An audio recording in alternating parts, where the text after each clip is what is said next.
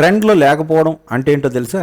అమితాబ్ అంతటి వాడే వచ్చి మన తెలుగు సినిమాలో స్టార్ హీరోల పక్కన సైడ్ క్యారెక్టర్ చేస్తానని అంటున్న ఈ సీజన్లో మన స్టార్ హీరోని పట్టుకెళ్ళి అమితాబ్కి డూపులా నటింపజేసి ఇదే తెలుగు ప్రేక్షకుల చేత చప్పట్లు కొట్టిద్దామని అనుకోవడం, దీన్నే ట్రెండ్లో లేకపోవడం అంటారు. బాబు హరిశంకర్ గారు వింటున్నారా? ఏంటి బాబు మీ సినిమా కథ? ఇంటిల్లిపాది షోలే చూసి ఇన్స్పైర్ అయిపోయారా? ఇంటికి రామ్గఢ్ అని పేరు పెట్టుకుని ఆయన చేతిలో ఉన్న సంజీవ్ కుమార్ ఈవిడ బండి లేని హేమమాలిని అయిపోయారా? ఇక కొడుకు బచ్చనా ఎక్కడున్నావా బాబు? రవితేజ స్టైల్లో చెప్పాలంటే ఎలా తెలియగలుగుతాను కానీ ఈ సినిమా ఏంట్రా అని అనాలి, కానీ అనలేము, డైరెక్టర్ గారు కదా. కానీ ఒక్కటి మాత్రం చెప్పాలండి, ఏంటి బాబు ఈ మాత్రం దానికా సోషల్ మీడియా మీద పడిపోయి అయ్యే బాబోయ్ మేము కళాఖండాలు తీసేస్తుంటే వీళ్ళు బ్యాటరీ మార్క్ వేసేస్తున్నారు, సినిమాల్ని రివ్యూయర్లు చంపేస్తున్నారు అన్నట్టు మాట్లాడడం. ఇది ఇలాంటి సినిమాలు తీసా గొప్ప టాలెంట్ తో గొప్ప సినిమా తీసేసి మా రివ్యూయర్స్ నోరు నొక్కేస్తాం అనుకుంటే ఇదటండి మీరు తీసే సినిమా. సరిహద్దు కాపాడేవాడే సైనికుడు కాదు, సంపద కాపాడేవాడు కూడా సైనికుడే. అవునండి, పూర్తిగా ఆఫ్ బీట్లో తీయాలనుకున్నాడో ఏమో కానీ ప్రస్తుత కాలానికి ఏ మాత్రం సంబంధం లేని ఓ కళాఖండం ఈ మిస్టర్ బచ్చన్. హిందీ సినిమా చరిత్రలోనే షోలే అన్నది అతిపెద్ద హిట్ సినిమా. ఓకే, అది ఎప్పుడో 1975లో వచ్చింది. అది చూసి చాలా మంది ఇన్స్పైర్ అయిపోయారు. ఇదిగో మన హరీష్ శంకర్ గారు కూడా ఇన్స్పైర్ అయిపోయి గబ్బర్ సింగ్ అని ఒక హిట్ సినిమా తీశాడు. మన వాడికి తెలిసింది ఆ షోలే ఒక్కటేనేమో, మరి విలన్ సైడ్ తీసాం, ఇదిగో ఇప్పుడు ఇంకా హీరో సైడ్ తీద్దాం, అటు సైడ్ నుంచి నరుక్కొద్దామని ఆ షోలే చూసి ఇన్స్పైర్ అయిపోయిన ఒక కుటుంబం అట. అందులో హీరో గారే ఈ బచ్చన్ అట. ఇప్పటికే డాన్ సీన్ సినిమాలో ఓసారి ఆ అమితాబ్ అభిమానాన్ని రవితేజ చూపించాడు. చాలు, మళ్ళీ ఎందుకండి ఇది? అసలే ఓల్డ్ స్టోరీ. ఆ ఓల్డ్ కాలంలో ఓల్డ్ సినిమా చూసి ఇన్స్పైర్ అయిన వాళ్ళ ఓల్డ్ కథ. ఈ సినిమాలో మొబైల్స్ కూడా ఉండవండి. తెలియక అడుగుతాను రే, అసలు ఈ తరంలో షోలే చూసిన వాడు ఎవడరా?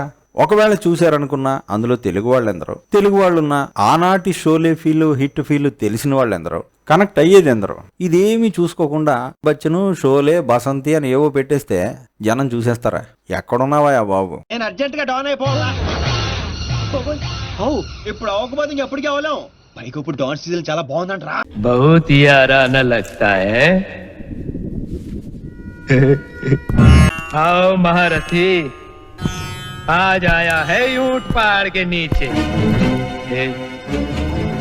इस छमिया से तेरा टांका भिड़ाए क्या रे? విలన్ లాంటి గబ్బర్ సింగ్ ని హీరో చేసి అబ్బా ఏం ప్రయోగం చేశాడరా అని ప్రేక్షకుల చేత అనిపించుకుని సక్సెస్ అయిపోవాలనుకున్నాడు ఒకప్పుడు రామ్ గోపాలవరం. షోలే రీమేక్ చేశాడు, గబ్బర్ సింగ్ పాత్ర అమితాబ్ బచ్చన్ కి ఇచ్చాడు. అది మామూలు డిజాస్టర్ కాదు. మరి అలాంటి ఒక వికృత విచిత్ర ప్రయోగం చేసి హీరోకి గబ్బర్ సింగ్ టైటిల్ పెట్టి రామ్ గోపాల వర్మకే సాధ్యం కాని విధంగా సక్సెస్ కొట్టాడు కదా మన హరీష్ శంకర్. ఏదో కొత్తదనంతో ఏదో తీస్తాడులే అనుకుంటే ఆ గబ్బర్ సింగ్లో విలన్ పాత్రను వదిలేసి హీరో పాత్రకు వచ్చాడు. 70లో వచ్చిన ఆ సినిమా చూసి ఇన్స్పైర్ అయిపోయి షోలే పేర్లు పెట్టుకు తిరిగే ఇంట్లో జరిగిన కథ ఇది. అంటే ఈ కథ యొక్క కథాకాలము కూడా 80s 90s. So cell phones ఉండవు, పాత కథ. రోజు సాయంత్రం 6 నుంచి 8 గంటల వరకు శ్రోతలు కోరిన పాటలు పాడుతూ ఉంటాం. ఆప్కి కోయి ఫర్మాయిష్. సరే, ఆనాటి కథలు తీయకూడదని కాదు, చాలా మంది తీస్తున్నారు. ఆనాటి ఒక ఇన్కమ్ ట్యాక్స్ ఆఫీసర్ కథ. Raviteja income tax officer. సరే, రవితేజ ఆఫీసర్ వేషం వేస్తే సినిమా ఏమవుతుందో మనం రామారావు ఆన్ డ్యూటీ చూసినప్పుడు అర్థమైంది. ఇదిగో మళ్ళీ ఇందులో బచ్చన్ ఆన్ డ్యూటీ అన్నారు. అసలు మన హీరోలు ఈ ప్రొఫెషనల్ క్యారెక్టర్స్ చేస్తే సినిమాలు ఏమైపోతాయి అన్న దాని మీద మనం గతంలో వీడియో చేసాం, వీలైతే చూడండి. జ్యూరిస్డిక్షన్ తో సంబంధం లేకుండా ఎఫ్ఐఆర్ ఫైల్ చేయటం మీ బాధ్యత. సరే, ఎఫ్ఐఆర్ ఫైల్ చేయలేదు, ఇచ్చిన కంప్లైంట్ మీద ఏం ప్రోగ్రెస్ సాధించారు? మీరు గమనించారో లేదో, గత కొద్ది కాలంగా మన హీరోలు ఆఫీసర్ క్యారెక్టర్ ఏది చేసినా ఆ సినిమా మటాష్ అయిపోతుంది. Yes Bachchan speaking. నువ్వు ఒక బిగ్ షాట్ మీద ఇన్కమ్ ట్యాక్స్ రేట్ చేయాలి. సరే, హీరో ఆఫీసర్ అయినంత మాత్రాన మనకు వచ్చిన ఇబ్బంది ఏం లేదు, కానీ కథ ఎలా డీల్ చేశాడు అన్న విషయానికి వస్తే సినిమా మొత్తం గుడుగుడు కొంచెం అంటూ ఒక ఇంటి చుట్టూనే తిరుగుతుందండి. ఏదో ఆ పాటల్లో కాసేపు ఇటు అటు అవుట్డోర్ చూపిస్తాడు తప్ప, లేకపోతే ఈ సినిమా మొత్తం ఆ 4 గోళ్ల మధ్యనే ఇరుక్కుపోయిన ఫీలింగ్ వస్తుంది. సరే, స్పేస్ కూడా పెద్ద పాయింట్ కాదు, ఎందుకంటే ఒకే రైలు పెట్టిలో ఇరుకు ప్లేస్లో 40 నిమిషాల పాటు కంటిన్యూస్గా ఎంటర్టైన్మెంట్ ఇస్తే అదే వెంకీ అని చెప్పి మనం కళ్ళు ఆర్పకుండా చూసాం, ఇప్పటికీ చూస్తున్నాం. సరే, ఆ లెవెల్ ఎంటర్టైన్మెంట్ అక్కర్లేదండి, కనీసం సీరియస్ కథ అయినా కనెక్ట్ అయ్యే స్టోరీ ఆ 4 గోళ్ల మధ్యన చూపించాడా అంటే ఆ చుట్టూ గోడలు బద్దలు కొట్టినా మనకి ఎంటర్టైన్మెంట్ రాదు. సరదాగా పాటలు పాడుకుందా? ఒరే, నీకు పాటలు వచ్చా? పాత పాటలు వచ్చండి. సరిహద్దు కాపాడేవాడే సైనికుడు కాదు, సంపద కాపాడేవాడు కూడా సైనికుడే. మహాపాపాత్ముడు క్రూరాత్ముడు అయిన ముత్యం జగ్గయ్యో జగ్గంలింగ ఏదో ఉంది అతని పేరు, ఆ క్యారెక్టర్ జగపతి బాబు చేశాడు. ఆ విలన్ గారి ఆస్తుల్ని జప్తు చేయడంలో హీరో గారు సక్సెస్ అయ్యాడా లేదా, ఇదేనండి మొత్తం సినిమా కాన్సెప్ట్. ఇదే స్టోరీ, ఇదే కథ, ఇదే గుడుగుడు కొంచెం ఇదే. ఇది ముత్యం జగ్గ ఏరియా. ఇంకొకసారి నా కొడుకైనా నా గడప తొక్కాలంటే నా బలం వల్ల కాదు, నా భయం వల్ల చచ్చిపోవాలి. సరే, రవితేజ్ యాక్షన్ గురించి మనం మాట్లాడుకోకర్లేదు. నిజానికి ఇందులో రవితేజ్ లుక్ చాలా బాగుంది గతంలో కంటే. అలాగే పాటల్లో స్టెప్స్ కూడా చాలా ఎనర్జెటిక్గా వేశాడు, స్టైల్గా కూడా వేశాడు. ఏ పాయింట్కి ఆ పాయింట్ చెప్పాలి కదా, నిజంగా చాలా అట్రాక్టివ్గా ఉన్నాడు రవితేజ్, బాగున్నాడు. అంటే ఒకప్పుడు మనం బెంగాల్ టైగర్ ఇలాంటి సినిమాల్లో చూస్తే ఏంట్రా బాబు ఇలా అయిపోయాడు, అసలు మరి ఒంట్లో కండ లేదు, మొహంలో మాంసం లేదు, ఏంటి ఇలా ఉన్నాడని అనిపించే ఘోరంగా కూడా అనిపించాడు. కానీ ఈ సినిమాలో మాత్రం సూటబుల్గా ఉన్నాడు. 6 నుంచి 8 గంటల వరకు శ్రోతలు కోరిన పాటలు పాడుతూ ఉంటాం. ఆప్కి కోయి ఫర్మాయిష్. నేను ఒక్కసారి కొట్టడం మొదలెట్టాక మీ వాళ్ళు కూడా నా ఫ్యాన్స్ అయిపోతారు. ఇక హీరోయిన్ అండి, భాగ్యశ్రీ బోర్సే. మిస్టర్ బచ్చన్ సినిమాలో ఈమె హీరోయిన్. ఈమెను ఎందుకు సినిమాలో హీరోయిన్ గా పెట్టారు అంటే అందంగా ఉంది, ఓకే. రష్మికని, కీర్తి సురేష్ని మార్ఫ్ చేసినట్టుంది, అది కూడా ఓకే. ఒకప్పటి హీరోయిన్ శోభన టైప్ లో డాన్స్ కూడా బాగా చేస్తోంది. భాగ్యశ్రీ అన్నారు కాబట్టి మరి కలెక్షన్స్ కూడా ఎక్కువ రావచ్చు. మరి ఈ అమ్మాయిని హీరోయిన్ గా పెట్టడానికి ఇవన్నీ రీజన్స్ అంటే అవి కూడా రీజన్సే, కానీ అసలు రీజన్ వేరే ఉందేమో అని మాకు అనిపించింది. భాగ్యశ్రీ బోర్సే కాబట్టి సినిమా బోర్ కొట్టినప్పుడల్లా ఈ అమ్మాయి అందంతో కాస్త బోర్ నుంచి సేవ్ చేస్తుందేమో అనే ఉద్దేశంతో బోర్సే గారిని పెట్టుకున్నారేమో అని అనిపించింది. బొమ్మ బాగోనప్పుడు బొరుసైనా ఉపయోగపడుతుంది అనే ఉద్దేశంతో కూడా పెట్టుండొచ్చు. కాకపోతే ఈ సినిమా ఎంత బోర్ అంటే భాగ్యశ్రీ బోర్సే కూడా బోర్ నుంచి సేవ్ చేయలేనంత. సరే, ఇక జగపతి బాబు మెయిన్ విలన్ ఆయనే. ఏదో లెజెండ్లోనో రంగస్థలంలోనో ఆయన విలన్గా సూట్ అయ్యాడు, బాగా చేశాడని మనోడి చేత మరి కమల్ హాసన్ లాగా యాక్ట్ చేయించేద్దామంటే ఎలాగా? జగపతి బాబు ఫ్రాంక్గా చెప్పాలంటే మహానటుడేం కాదు కదా, ఏదో మేనేజ్ చేస్తాడు. ఆ హైట్కి, ఆ వాయిస్కి కాస్త ఎఫెక్ట్ వస్తుంది. ఎంతవరకు చూపించాలో, డైలాగ్కి ఎంత లిమిట్ ఉండాలో ఇవన్నీ తెలుసుకుని డైరెక్టర్ జాగ్రత్తగా మేనేజ్ చేస్తే బాగుందిరా అబ్బాయి, జగపతి బాబు విలన్గా బాగా సూట్ అయ్యాడు అని మాట అనిపించుకోవచ్చు, గెటాన్ అయిపోవచ్చు. కానీ మరీ మనోడికి పాటలు పెట్టేసి ఓ పక్క క్యాజువల్ నటన, ఓ పక్క క్రూరత్వం, ఓ పక్క వెటకారం, కామెడీ, ఇన్ని షేడ్స్ ఆ క్యారెక్టర్లో కలిపేసి బాబు నీ నట విశ్వరూపం చూపించేవా అంటే ఆయన ఏం చేస్తాడు? చెప్పాలంటే విలన్గా అట్టర్ ఫెయిల్ అయ్యాడు జగపతి బాబు ఇందులో. నా పేరేంటో తెలుసా?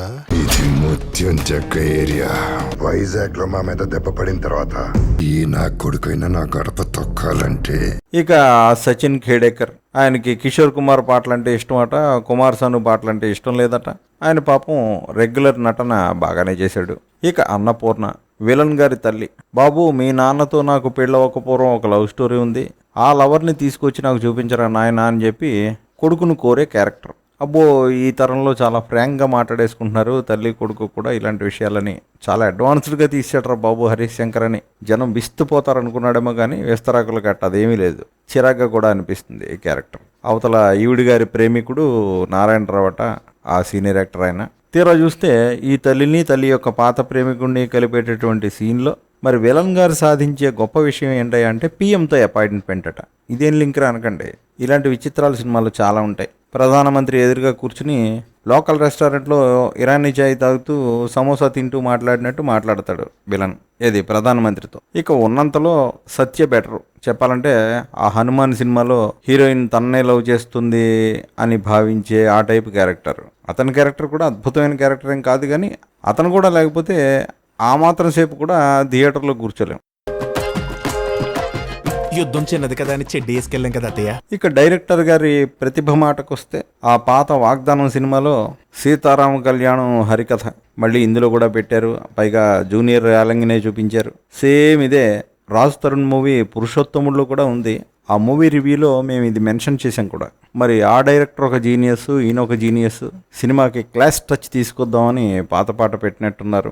మరి కలివిడిగా అనుకున్నారు, విడివిడిగా అనుకున్నారు, లేకపోతే గ్రేట్ మెన్ థింక్ అలైక్ కాబట్టి కాకతాళీయంగా యాదృచ్ఛికంగా జరిగిందో ఆ సినిమాలో వాడినట్టే ఆ పాటని ఇందులో కూడా సేమ్ అదే సిచ్యుయేషన్లో వాడేశారు. సరే, ఏది ముందన్నది మనకు తెలియదు అనుకోండి. రమణీయ విని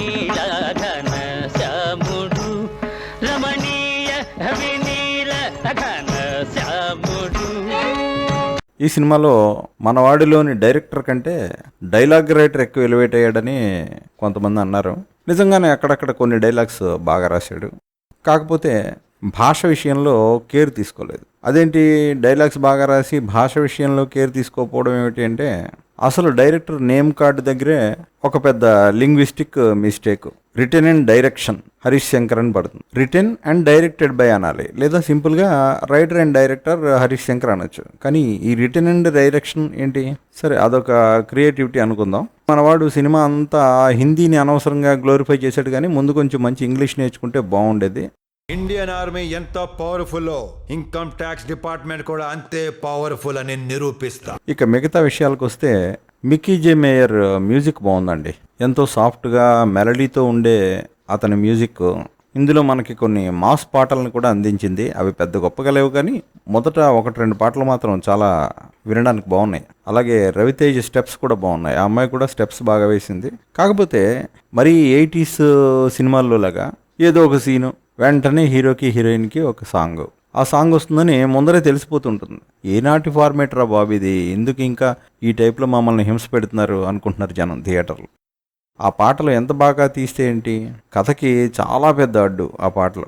ఇది హీరోయిన్ బాగుంది, హీరో కూడా లుక్ బాగుంది, స్టెప్స్ బాగున్నాయి, మ్యూజిక్ కూడా వినడానికి బాగుంది. ఇన్ని ఉన్నా కూడా ఆ పాటలు అర్థం లేకుండా వచ్చిపోతుంటాయి.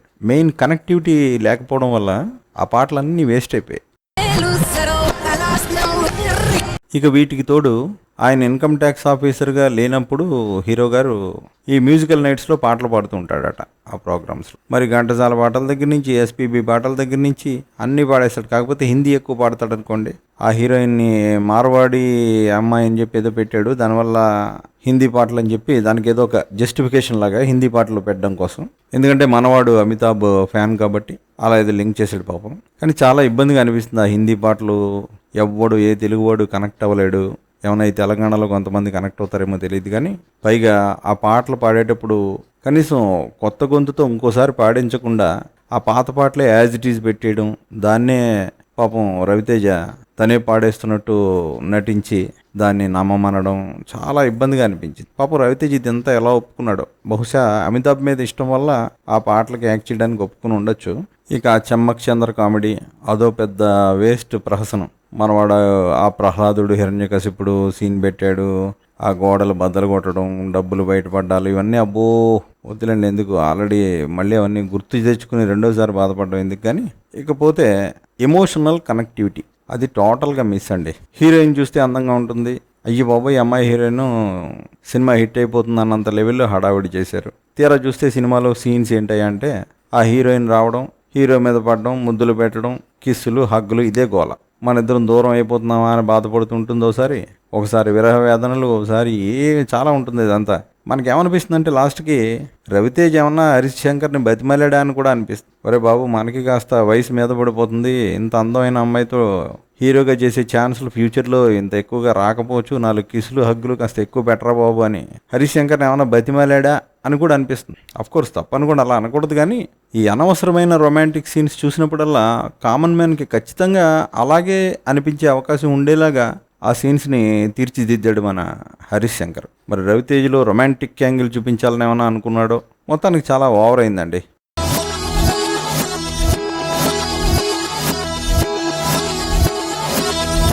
సరే, చీటికి మాటికి కేసులు, కౌగిలింతలు కథలో చాలా అత్యవసరం. కథ కోసం అవసరమైతే ఏమైనా చేస్తాం అంటుంటారు హీరోయిన్స్. అలాగా పోనీ ఈ కథలో అవి ఏమన్నా అంత అవసరమా?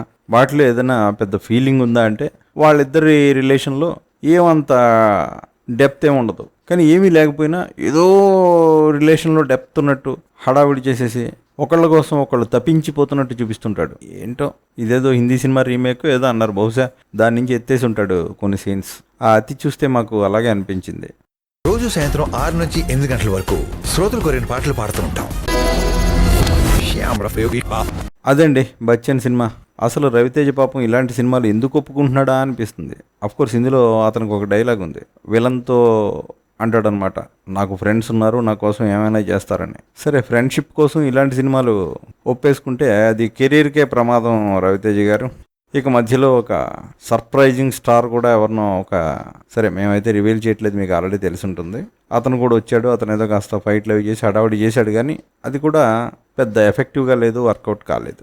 ఇండియన్ ఆర్మీ ఎంత పవర్ఫుల్లో ఇన్కమ్ ట్యాక్స్ డిపార్ట్మెంట్ కూడా అంతే పవర్ఫుల్ అని నిరూపిస్తా.